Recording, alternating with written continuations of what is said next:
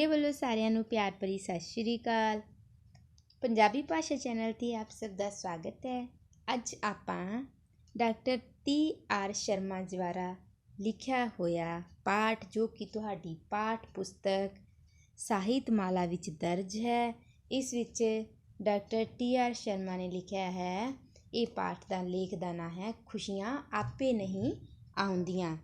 ਤਾਂ ਇਸ ਬਾਰੇ ਅੱਜ ਅਸੀਂ ਪੜ੍ਹਾਂਗੇ। ਤਾਂ ਇਸ ਤੋਂ ਪਹਿਲਾਂ ਅਸੀਂ ਡਾਕਟਰ TR ਸ਼ਰਮਾ ਦੇ ਜੀਵਨ 'ਤੇ ਇੱਕ ਝਲਕ ਪੜ੍ਹਦੇ ਹਾਂ। ਡਾਕਟਰ TR ਸ਼ਰਮਾ ਦਾ ਜਨਮ 25 ਜੁਲਾਈ 1925 ਈਸਵੀ ਨੂੰ ਪਿਤਾ ਪੰਡਿਤ ਕਿਸ਼ਨ ਚੰਦ ਅਤੇ ਮਾਤਾ ਰਤਨ ਦੇਵੀ ਦੇ ਘਰ ਟੈਕਸਲਾ ਜ਼ਿਲ੍ਹਾ ਰਾਵਲਪਿੰਡੀ, ਪਾਕਿਸਤਾਨ ਵਿਖੇ ਹੋਇਆ। ਡਾਕਟਰ TR ਸ਼ਰਮਾ ਪ੍ਰਸਿੱਧ ਸਿੱਖਿਆ ਸ਼ਾਸਤਰੀ ਸਨ। ਉਹ ਲੰਮਾ ਸਮਾਂ ਇੱਕ ਅਧਿਆਪਕ ਦੇ ਅਹੁਦੇ 'ਤੇ ਰਹੇ ਅਤੇ ਪੰਜਾਬੀ ਯੂਨੀਵਰਸਿਟੀ ਪਟਿਆਲਾ ਦੇ ਐਜੂਕੇਸ਼ਨ ਵਿਭਾਗ ਦੇ ਮੁਖੀ ਰਹੇ ਅਤੇ ਡੀਨ ਵਜੋਂ ਸੇਵਾ ਮੁਕਤ ਹੋਏ। ਆਪ ਪੰਜਾਬ ਸਕੂਲ ਸਿੱਖਿਆ ਬੋਰਡ ਦੀ ਅਕਾਦਮਿਕ ਕੌਂਸਲ ਦੇ ਮੈਂਬਰ ਵੀ ਰਹੇ।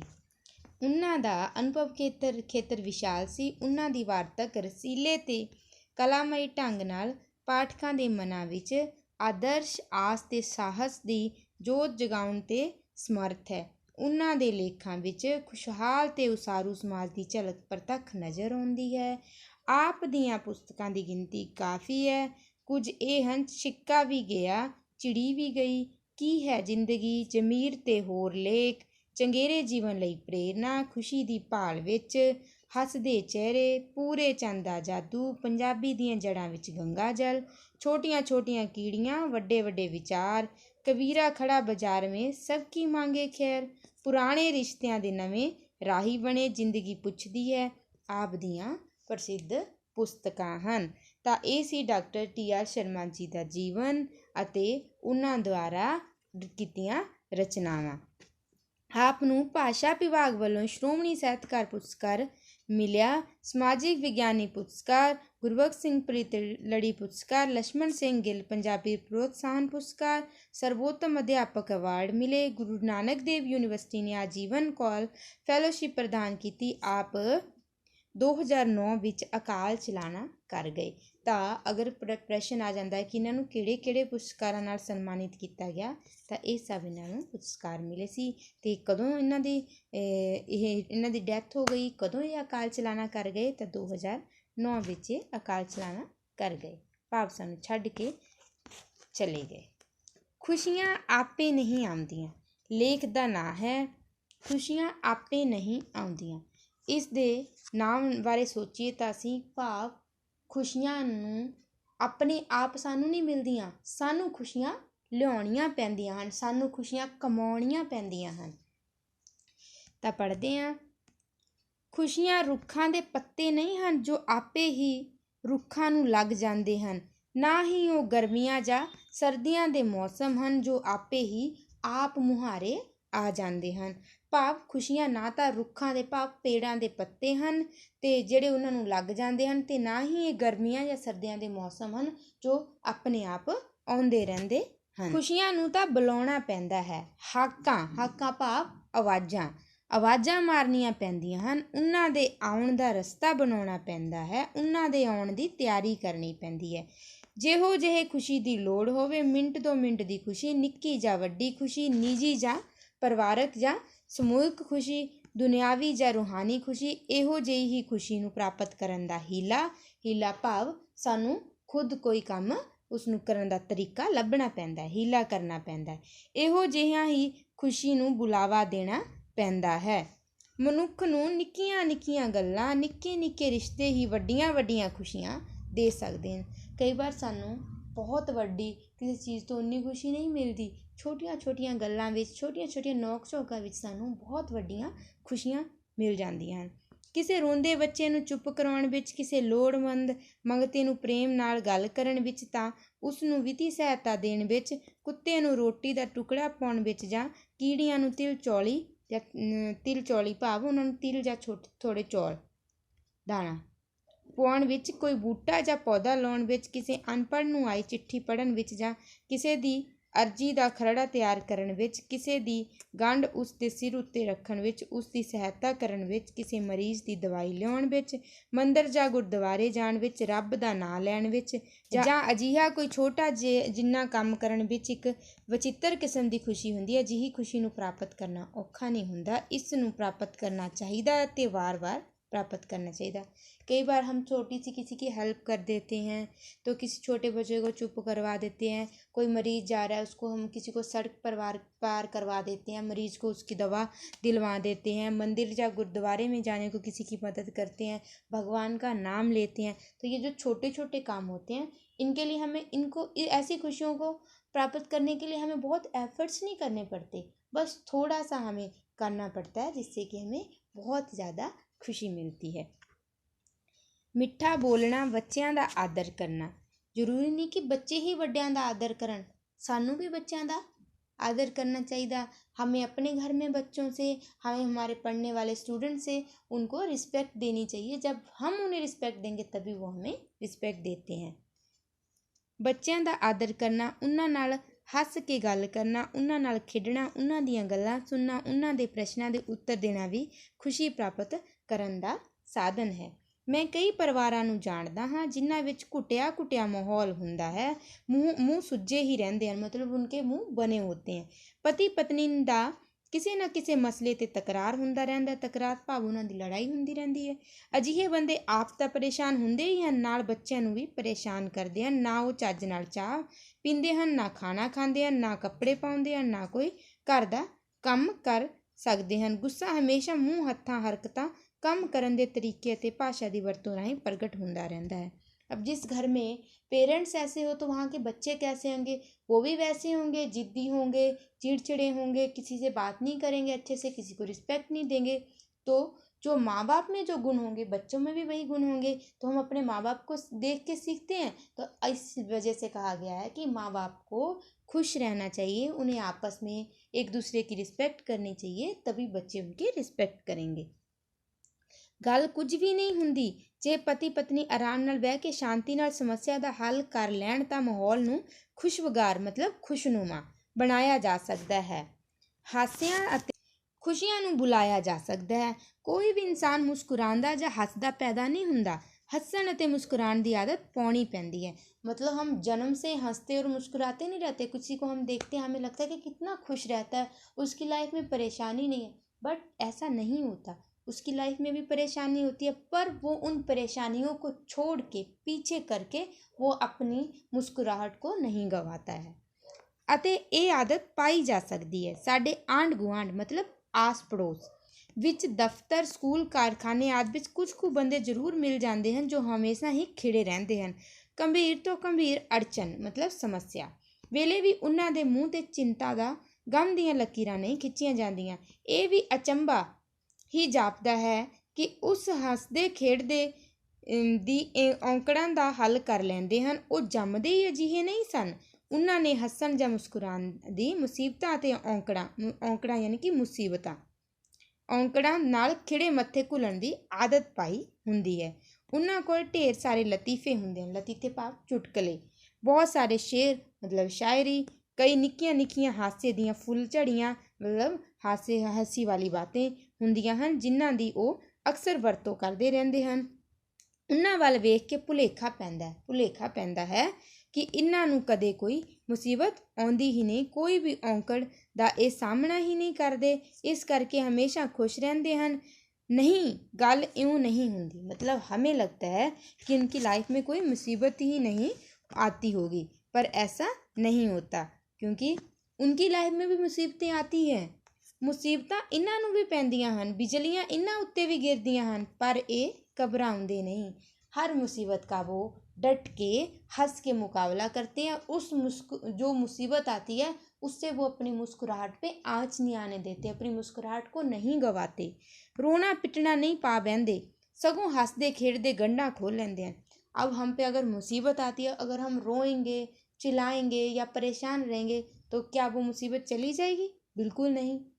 अगर हम अब मुसीबत भी आती है तो हमें चेहरे पे अपनी हंसी रखनी चाहिए, हमें मुस्कुराहट में भी हम उस परेशानी को उससे हम छुटकारा पा सकते हैं। हर बसर अजिहा कर सकता है। हर बसर मतलब हर आदमी। बस थोड़ा जिन्ना सोच ਅਤੇ योजनाबंदी तो काम लैण ਦੀ ਲੋੜ ਹੁੰਦੀ है। ਲੋੜ मतलब ਜ਼ਰੂਰਤ।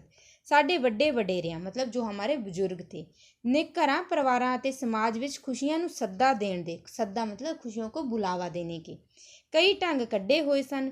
ਇਹਨਾਂ ਵਿੱਚੋਂ ਕੁਝ ਕੁ ਰਸਮਾਂ, ਰੀਤਾਂ, ਮੇਲਿਆਂ, ਸਮਾਗਮਾਂ, ਸਮਾਜਿਕ ਤੇ ਧਾਰਮਿਕ ਤਿਉਹਾਰਾਂ ਦੇ ਰੂਪ ਵਿੱਚ ਅੱਜ ਤੱਕ ਤੁਰੇ ਆ ਰਹੇ ਹਨ।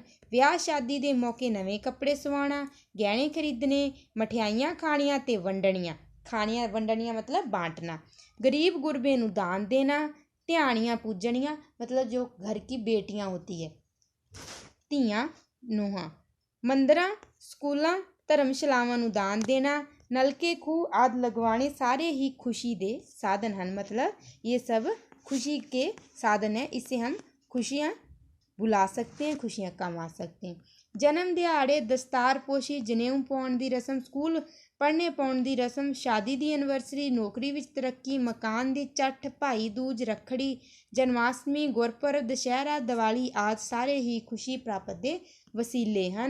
आधुनिक समय ने अजिहे मौक़िਆਂ ਵਿੱਚ मतलब ਜਿਹੜਾ ਅੱਜ ਦਾ ਸਮਾਂ ਹੈ, ਇਸ ਸਮੇਂ ਵਿੱਚ ਹੋਰ ਵੀ ਕਈ ਦਿਵਸ ਆ ਜੁੜੇ ਹਨ, ਜਿਵੇਂ आज़ादी दिवस, गणतंत्रता दिवस, बाल दिवस, अध्यापक दिवस, मापा दिवस, मापा यानी कि पेरेंट्स, मापे, माँ दिवस, पिता दिवस, मजदूर दिवस, धरती दिवस आदि भी जोड़ दिते हैं। ये सारे खुशी के मौके हैं। इन्हां नूं इसी तरह ही मनाउणा चाहिदा है।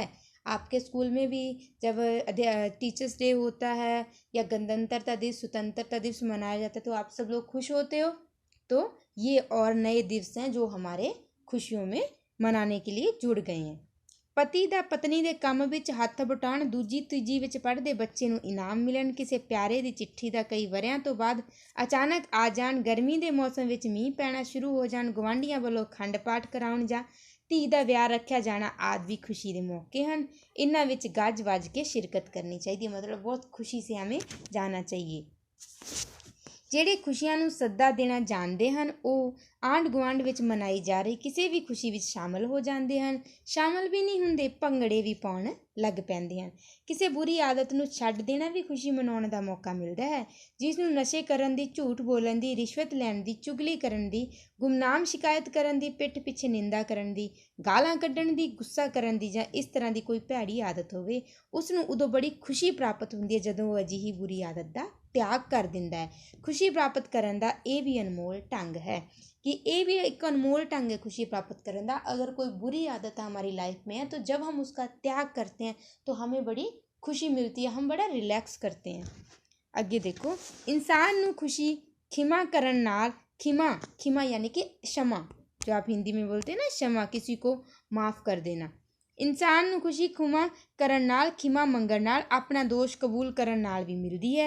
जे तुसी पाप गुनाह ਜਾਂ अपराध कीता है जिस ਦਾ ਕਿਸੇ ਨੂੰ ਨੁਕਸਾਨ ਹੋਇਆ ਪਰ ਤੁਹਾਡਾ ਗੁਨਾਹ ਪਕੜਿਆ ਨਹੀਂ ਗਿਆ ਤਾਂ ਤੁਹਾਡੇ ਮਨ ਤੇ ਬੋਝ ਰਹੇਗਾ। ਤੁਸੀਂ ਕਦੇ ਵੀ ਪੂਰੇ ਤੌਰ ਤੇ ਖੁਸ਼ ਨਹੀਂ ਹੋ ਸਕੋਗੇ। ਖੁਸ਼ੀ ਪ੍ਰਾਪਤ ਕਰਨ ਦਾ ਢੰਗ ਹੈ ਆਪਣਾ ਗੁਨਾਹ ਕਬੂਲ ਕਰ ਲੈਣਾ ਅਤੇ ਆਪਣੇ ਦੁਸ਼ਮਣ ਜਾਂ ਜਿਸ ਨੂੰ ਤੁਸੀਂ ਨੁਕਸਾਨ ਪਹੁੰਚਾਇਆ ਉਸ ਤੋਂ ਮਾਫੀ ਮੰਗ ਲੈਣਾ ਅਤੇ ਜੋ ਹੋ ਸਕੇ ਨੁਕਸਾਨ ਦੀ ਭਰਪਾਈ ਕਰ ਦੇਣਾ। तो कई बार होता है हम कुछ चुरा लेते हैं, उसके बाद हमें हमारा वो दोष पकड़ा भी नहीं जाता, हमारा गुनाह पकड़ा भी नहीं जाता, तो हमें एक बेचैनी रहती है, हमारे मन पे बोझ रहता है कि हमें ये काम नहीं करना था।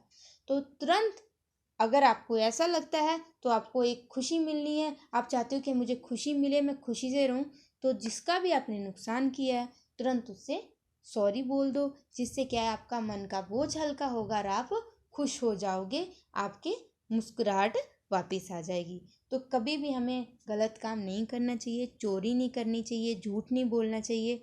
क्या होता है कि अगर हम किसी की चीज़ चुरा लेते हैं तो सोचो जो हम किसी की खुशी चुरा रहे हैं, उसने कितनी मेहनत से वो चीज़ कमाई होगी जिससे वो खुश होगा। जब हम वो चीज़ चुरा लेंगे उसको भी हम दुख दे रहे हैं और ख़ुद भी हम दुख होंगे क्योंकि हम खुश नहीं होंगे, हम खुश रह ही नहीं सकते। कैसे खुश होंगे?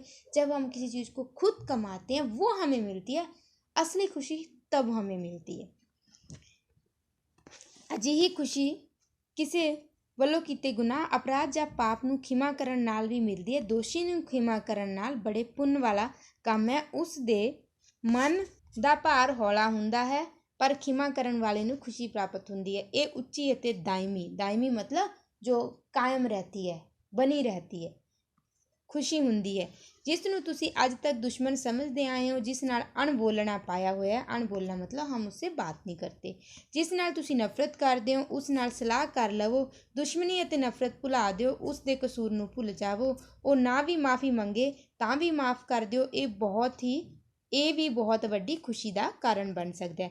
ਆਪਣੀਆਂ ਨਿੱਕੀਆਂ ਨਿੱਕੀਆਂ जिद्दां, मतलब कई बार हम वो अपनी एक जिद को पुगाते हैं, बोलते हैं मैं ये कर सकता हूँ, ये मेरी है, तो हमें इन सब चीज़ों को त्याग कर देना चाहिए। ਆਪਣੀਆਂ ਨਿੱਕੀਆਂ ਨਿੱਕੀਆਂ ਜਿੱਦਾਂ ਜਿਨ੍ਹਾਂ ਨੂੰ ਤੁਸੀਂ ਅਸੂਲਾਂ ਦਾ ਨਾਂ ਦਿੰਦੇ ਹੋ ਅਤੇ ਉਹ ਕਿਸੇ ਦੀ ਖੁਸ਼ੀ ਦੀ ਅੜਚਨ ਬਣਦੇ ਹਨ, ਉਹਨਾਂ ਦਾ ਤਿਆਗ ਵੀ ਖੁਸ਼ੀ ਦਾ ਸਬੱਬ ਬਣ ਸਕਦਾ ਹੈ। ਅਜਿਹਾ ਤਿਆਗ करना चाहिए। कई बार क्या होता है, हमें लगता है ये मेरी चीज़ है, या हम किसी को बोलते हैं कि तुम्हें ये काम करके आना चाहिए, मैं ये नहीं चाहती, ये मेरा असूल, वो आपका असूल है, तो क्या हुआ, दूसरे को खुशी नहीं दे रहा ना। हमें थोड़ा सा फ्लेक्सिबल हो जाना चाहिए, थोड़ा सा, जिससे क्या है दूसरों को भी खुशी मिले और हमें भी खुशी मिले। मेरी गल, मेरी इज्जत, मेरा कमरा, मेरी सोटी, मेरी चाह, मेरिया चीज़ां आदि बंधन का प्रतीक हैं। जब हम किसी को बोलते हैं कि मेरी गल सुन, जब बोलते हैं मेरी रिस्पेक्ट, मेरी इज्जत कर, ये मेरा कमरा है, इत्थे कुछ ना कर, इत्थे बैठना, तो हमें ये जब मैं आ जाती है तो वहाँ पे ना तो रिस्पेक्ट रहती है और हम खुश भी नहीं रह पाते, ना हम दूसरों को खुश दे पाते हैं। ਅਜਿਹੀ ਮੈਂ ਖੁਸ਼ੀਆਂ ਦੇ ਪੈਦਾ ਹੋਣ ਵਿੱਚ ਰੁਕਾਵਟ ਦਾ ਕਾਰਨ ਬਣਦੀ ਹੈ। ਇਸ ਹਉਮੈ ਨੂੰ ਮਤਲਬ ਅਹੰਕਾਰ ਨੂੰ ਦਾ ਤਿਆਗ ਰੂਹਾਨੀ ਖੁਸ਼ੀ ਦਾ ਜੀਨਾ ਬਣ ਸਕਦਾ ਹੈ, ਰੂਹਾਨੀ ਖੁਸ਼ੀ ਦਾ ਸਬੱਬ ਬਣ ਸਕਦਾ ਹੈ। ਸਹਿਯੋਗ ਅਤੇ ਤਿਆਗ ਮੁਕਾਬਲੇ ਨਾਲੋਂ ਹਜ਼ਾਰਾਂ ਦਰਜਾ ਉੱਚਾ ਸੰਕਲਪ ਹੈ। ਛੋਟੇ ਛੋਟੇ ਤਿਆਗ, ਨਿੱਕੀਆਂ ਨਿੱਕੀਆਂ ਮਾਫੀਆਂ, ਨਜ਼ਰ ਅੰਦਾਜ਼ੀਆਂ ਮਨੁੱਖ ਨੂੰ ਬੇਪਨਾਹ ਖੁਸ਼ੀ ਦੇ ਸਕਦੀਆਂ ਹਨ। ਬਹੁਤ ਵਾਰ ਵੇਖ ਕੇ ਅਣਦੇਖੀ ਕਰਨਾ, ਸੁਣ ਕੇ ਅਣਸੁਣੀ ਕਰਨਾ, ਅਹਿਸਾਨ ਕਰਕੇ ਭੁੱਲ ਜਾਣਾ, ਨੇਕੀ ਕਰਕੇ ਉਸ ਦੀ ਯਾਦ ਮਿਟਾ ਦੇਣਾ, ਅਧੀਨਗੀ ਅਤੇ ਨਿਮਰਤਾ ਅਪਣਾਉਣਾ ਖੁਸ਼ੀਆਂ ਨੂੰ ਸੱਦਾ ਪੱਤਰ ਦੇਣ ਦੇ ਤਰੀਕੇ ਹਨ। ਵੈਸੇ ਵੀ ਖੁਸ਼ੀ ਮਨ ਦੀ ਅਵਸਥਾ ਹੁੰਦੀ ਹੈ, ਕਿਸੇ ਚੀਜ਼ ਦਾ ਨਾਂ ਖੁਸ਼ੀ ਨਹੀਂ ਹੈ। ਅਜਿਹੀ ਅਵਸਥਾ ਪੈਦਾ ਕੀਤੀ ਜਾਂਦੀ ਹੈ।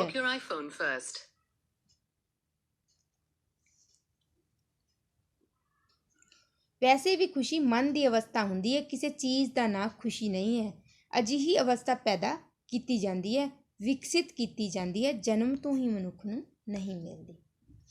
ਤਾਂ ਅਸੀਂ ਇਸ ਵਿੱਚ ਪੜ੍ਹਿਆ ਹੈ ਕਿ ਜਿਹੜੀਆਂ ਖੁਸ਼ੀਆਂ ਹੁੰਦੀਆਂ ਹਨ ਉਹ ਸਾਨੂੰ ਐਵੇਂ ਨਹੀਂ ਮਿਲ ਜਾਂਦੀਆਂ, ਬਚਪਨ ਤੋਂ ਹੀ ਸਾਨੂੰ ਆਪਣੇ ਆਪ ਨਹੀਂ ਮਿਲ ਜਾਂਦੀਆਂ, ਉਹਨਾਂ ਨੂੰ ਪੈਦਾ ਕਰਨਾ ਪੈਂਦਾ ਹੈ। ਸਾਨੂੰ ਖੁਸ਼ੀਆਂ ਨੂੰ ਢੂੰਡਣਾ ਪੈਂਦਾ ਹੈ, ਸਾਨੂੰ ਰਿਸ਼ਤੇ ਬਣਾਉਣੇ ਪੈਂਦੇ ਹਨ, ਉਹਨਾਂ ਵਿੱਚ ਖੁਸ਼ੀਆਂ ਆਪ ਲਿਆਉਣੀਆਂ ਪੈਂਦੀਆਂ ਹਨ।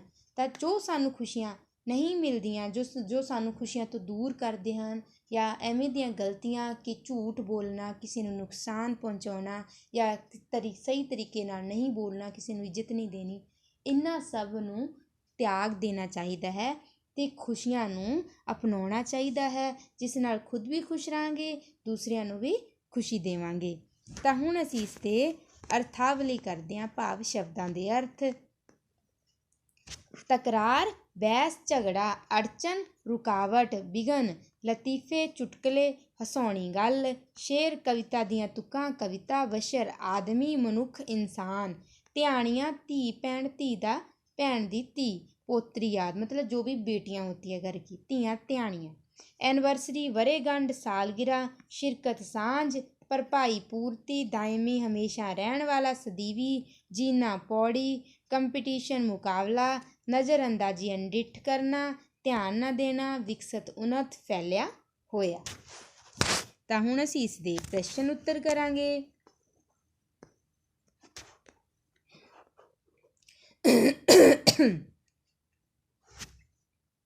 ਪਹਿਲਾ ਪ੍ਰਸ਼ਨ ਹੈ, ਪਤੀ ਪਤਨੀ ਘਰ ਦਾ ਮਾਹੌਲ ਕਿਵੇਂ ਠੀਕ ਕਰ ਸਕਦੇ ਹਨ? ਤਾਂ ਪਤੀ ਪਤਨੀ ਇੱਕ ਦੂਸਰੇ ਦਾ ਹੱਥ ਵਟਾ ਕੇ, ਇੱਕ ਦੂਜੇ ਨੂੰ ਇੱਜ਼ਤ ਦੇ ਕੇ, ਆਪਣੇ ਬੱਚਿਆਂ ਨੂੰ ਦੇਵੇ ਕੰਮ, ਉਹਨਾਂ ਨੂੰ ਜੇ ਉਹ ਪੜ੍ਹ ਰਹੇ ਨੇ ਤਾਂ ਉਹਨਾਂ ਨੂੰ ਕੰਮ ਕਰਵਾ ਕੇ, ਬੱਚਿਆਂ ਨਾਲ ਵੀ ਇੱਜ਼ਤ ਨਾਲ ਗੱਲ ਕਰਕੇ ਅਤੇ ਆਪਸ ਵਿੱਚ ਵੀ ਪਿਆਰ ਨਾਲ ਰਹਿ ਕੇ ਉਹ ਆਪਣੇ ਘਰ ਦਾ ਮਾਹੌਲ ਖੁਸ਼ਨੁਮਾ ਕਰ ਸਕਦੇ ਹਨ। ਸਾਡੇ ਵੱਡੇ ਵਡੇਰਿਆਂ ਨੇ ਖੁਸ਼ੀਆਂ ਨੂੰ ਸੱਦਾ ਦੇਣ ਦੇ ਕਿਹੜੇ ਢੰਗ ਕੱਢੇ ਹੋਏ ਸਨ? ਤਾਂ ਉਹ ਵਿਆਹ ਸ਼ਾਦੀ 'ਤੇ, ਮੇਲਿਆਂ 'ਤੇ, ਸਮਾਗਮਾਂ 'ਤੇ, ਕਿਸੇ ਵੀ ਸਮਾਜਿਕ ਸਮਾਗਮਾਂ 'ਤੇ, ਰੀਤਾਂ ਰਸਮਾਂ ਆਦਿ ਦੇ ਵਿੱਚ ਇਕੱਠੇ ਹੁੰਦੇ ਸਨ, ਜੋ ਉਹਨਾਂ ਨੇ ਖੁਸ਼ੀਆਂ ਨੂੰ ਸੱਦਾ ਦੇਣ ਦੇ ਢੰਗ ਕੱਢੇ ਹੋਏ ਸਨ, ਜਿਸ ਨਾਲ ਉਹ ਸਭ ਲੋਕ ਮਿਲ ਕੇ ਖੁਸ਼ੀ ਦੇ ਨਾਲ ਉਸ ਵਿੱਚ ਭੰਗੜੇ ਪਾਉਂਦੇ ਸਨ, ਖੁਸ਼ੀਆਂ ਮਨਾਉਂਦੇ ਸਨ।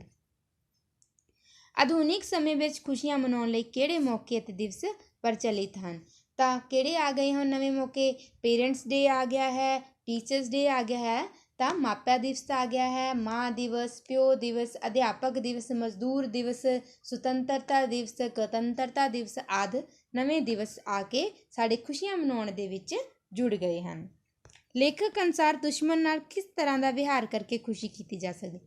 ਜੋ ਸਾਡਾ ਦੁਸ਼ਮਣ ਹੋਵੇ ਉਸ ਦੇ ਨਾਲ ਅਸੀਂ ਉਸਨੂੰ ਖਿਮਾ ਕਰਕੇ, ਉਸਨੂੰ ਮਾफ़ ਕਰਕੇ, ਉਸ ਨਾਲ ਬੋਲ ਕੇ, ਉਹ ਭਲਾ ਮਾफ़ੀ ਨਾ ਵੀ ਮੰਗੇ ਫਿਰ ਵੀ ਉਸਨੂੰ ਮਾफ़ ਕਰਕੇ ਅਸੀਂ ਉਸ ਦੇ ਨਾਲ ਆਪਣਾ ਵਿਹਾਰ ਉਸ ਨਾਲ ਠੀਕ ਕਰਕੇ ਉਸਨੂੰ ਵੀ ਖੁਸ਼ੀ ਮਿਲੇਗੀ ਅਤੇ ਸਾਨੂੰ ਬਹੁਤ ਖੁਸ਼ੀ ਮਿਲੇਗੀ ਅਤੇ ਇਹ ਖੁਸ਼ੀ ਹਮੇਸ਼ਾ ਰਹੇਗੀ। ਖੁਸ਼ੀ ਪ੍ਰਾਪਤ ਕਰਨ ਦਾ ਅਨਮੋਲ ਢੰਗ ਕਿਹੜਾ ਹੈ?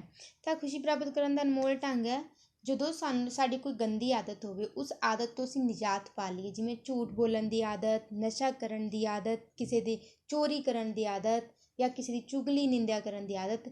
ਇਸ ਆਦਤ ਨੂੰ ਜਦੋਂ ਅਸੀਂ ਛੱਡਦੇ ਹਾਂ ਤਾਂ ਸਾਨੂੰ ਇੱਕ ਅਜੀਬ ਖੁਸ਼ੀ ਮਿਲਦੀ ਹੈ। ਤਾਂ ਇਹ ਇੱਕ ਬਹੁਤ ਹੀ ਖੁਸ਼ੀ ਪ੍ਰਾਪਤ ਕਰਨ ਦਾ ਅਨਮੋਲ ਢੰਗ ਹੁੰਦਾ ਹੈ। ਖੁਸ਼ੀ ਪੈਦਾ ਹੋਣ ਵਿੱਚ ਮਨੁੱਖ ਦੀ ਕਿਹੜੀ ਭਾਵਨਾ ਰੁਕਾਵਟ ਬਣਦੀ ਹੈ? ਤਾਂ ਜਦੋਂ ਸਾਡਾ ਹਉਮੈ ਆ ਜਾਂਦੀ ਹੈ ਤਾਂ ਉਹ ਸਾਡੀ ਖੁਸ਼ੀਆਂ ਦੇ ਵਿੱਚ ਰੁਕਾਵਟ ਬਣਦੀ ਹੈ। ਤਾਂ ਸਾਨੂੰ ਆਪਣੀ ਹਉਮੈ ਦਾ ਤਿਆਗ ਕਰਕੇ ਉਸ ਰੁਕਾਵਟ ਨੂੰ, ਖੁਸ਼ੀਆਂ ਪ੍ਰਤੀ ਪੈਦਾ ਹੋਣ ਵਾਲੀ ਰੁਕਾਵਟ ਨੂੰ ਦੂਰ ਕਰ ਦੇਣਾ ਚਾਹੀਦਾ ਹੈ। ਕੀ ਖੁਸ਼ੀ ਮਨੁੱਖ ਨੂੰ ਜਨਮ ਤੋਂ ਹੀ ਮਿਲਦੀ ਹੈ? ਨਹੀਂ, ਬਿਲਕੁਲ ਨਹੀਂ। ਖੁਸ਼ੀਆਂ ਮਨੁੱਖ ਨੂੰ ਆਪ ਕਮਾਉਣੀਆਂ ਪੈਂਦੀਆਂ ਹਨ। ਜਨਮ ਤੋਂ ਹੀ ਸਾਨੂੰ ਖੁਸ਼ੀਆਂ ਨਹੀਂ ਮਿਲਦੀਆਂ ਹਨ। ਸਾਨੂੰ ਛੋਟੀਆਂ ਗੱਲਾਂ ਵਿੱਚ ਹਾਸੇ ਖੁਸ਼ੀਆਂ ਖੁਦ ਲੱਭਣੇ ਪੈਂਦੇ ਹਨ। ਤਾਂ ਪਿਆਰੇ ਬੱਚਿਓ, ਇਹਨਾਂ ਪ੍ਰਸ਼ਨਾਂ ਨੂੰ ਅਸੀਂ ਪੜ੍ਹਿਆ ਹੈ, ਇਸ ਪਾਠ ਨੂੰ ਪੜ੍ਹਿਆ, ਫਿਰ ਅਸੀਂ ਇਸ 'ਤੇ ਪ੍ਰਸ਼ਨ ਉੱਤਰ ਕਰੇ ਹਨ। ਮੈਂ ਲਿਖ ਕੇ ਵੀ ਇਹਨਾਂ ਪ੍ਰਸ਼ਨਾਂ ਨੂੰ ਤੁਹਾਡੇ ਨਾਲ ਸ਼ੇਅਰ ਕਰਾਂਗੀ, ਪਰ ਤੁਸੀਂ ਖੁਦ ਕੋਸ਼ਿਸ਼ ਕਰਕੇ ਇਹਨਾਂ ਪ੍ਰਸ਼ਨਾਂ ਨੂੰ ਲਿਖਣਾ। ਜਿਵੇਂ ਹੁਣ ਮੈਂ ਪਾਠ ਪੜ੍ਹਿਆ ਤਾਂ ਇਹ ਪ੍ਰਸ਼ਨਾਂ ਦੇ ਉੱਤਰ ਦਿੱਤੇ, ਇਸੇ ਤਰੀਕੇ ਨਾਲ ਤੁਸੀਂ ਖੁਦ ਇਹਨਾਂ ਨੂੰ ਢੂੰਡ ਸਕਦੇ ਹੋ। ਤਾਂ ਤੁਸੀਂ ਕੋਸ਼ਿਸ਼ ਕਰਿਆ ਕਰੋ, ਜਿਸ ਨਾਲ ਤੁਹਾਡੀ ਪੰਜਾਬੀ ਪੜ੍ਹਨ ਦੀ ਆਦਤ ਦਾ ਵਿਕਾਸ ਹੋਏਗਾ ਅਤੇ ਤੁਸੀਂ ਇਸ ਨੂੰ ਚੰਗੀ ਤਰ੍ਹਾਂ ਪੜ੍ਹੋਗੇ ਤਾਂ ਤੁਹਾਡੇ ਕੁਐਸਚਨ ਆਪਣੇ ਆਪ ਯਾਦ ਹੋ ਜਾਣਗੇ। ਜਿੰਨਾ ਚਿਰ ਤੁਸੀਂ ਲੇਖ ਨਹੀਂ ਪੜ੍ਹੋਗੇ ਤਾਂ ਤੁਹਾਨੂੰ ਚੰਗੀ ਤਰ੍ਹਾਂ ਉਹਨਾਂ ਪ੍ਰਸ਼ਨਾਂ ਦੇ ਉੱਤਰ ਨਹੀਂ ਆਉਣਗੇ। ਅਗਰ ਤੁਸੀਂ ਵੇਖ ਕੇ ਕਿਤੋਂ ਲਿਖਦੇ ਹੋ ਤਾਂ ਉਹ ਤੁਹਾਨੂੰ ਉਨੇ ਯਾਦ ਨਹੀਂ ਹੋਣਗੇ ਜਿੰਨਾ ਤੁਸੀਂ ਲੇਖ ਪੜ੍ਹ ਕੇ ਤੁਹਾਨੂੰ ਯਾਦ ਹੋਣਗੇ। ਤਾਂ ਤੁਸੀਂ ਲੇਖ ਨੂੰ ਪੜ੍ਹਨਾ ਹੈ, ਫਿਰ ਤੁਸੀਂ ਇਹਨਾਂ ਦੇ ਪ੍ਰਸ਼ਨ ਉੱਤਰ ਕਰਨੇ ਹਨ। ਧੰਨਵਾਦ।